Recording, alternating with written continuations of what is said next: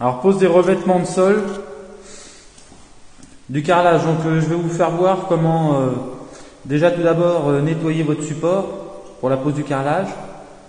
Ensuite comment bien démarrer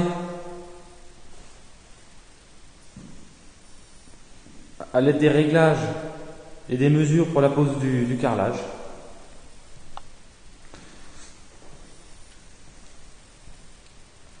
Donc j'ai commencé par tirer un trait.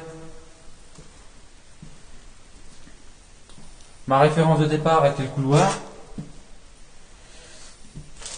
Donc j'ai tiré un trait de part et d'autre, centré au niveau du couloir, et qui prolonge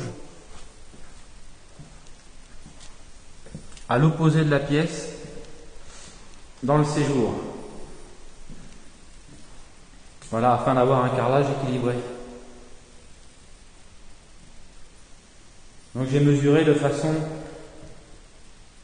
à ce que je sois parfaitement l'équerre partout.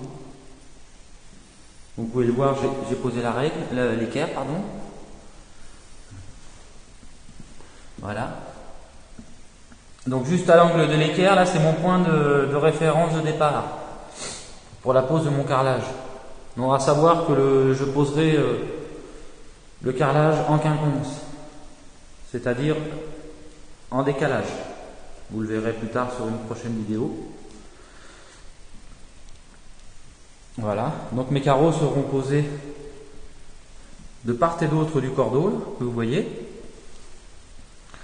Et comme je pose en décalé, il y en aura un qui sera mis au milieu, plein milieu du cordeau, que je vais au préalable enlever d'ici peu de temps, et je vais le marquer, le remplacer par un trait au cordex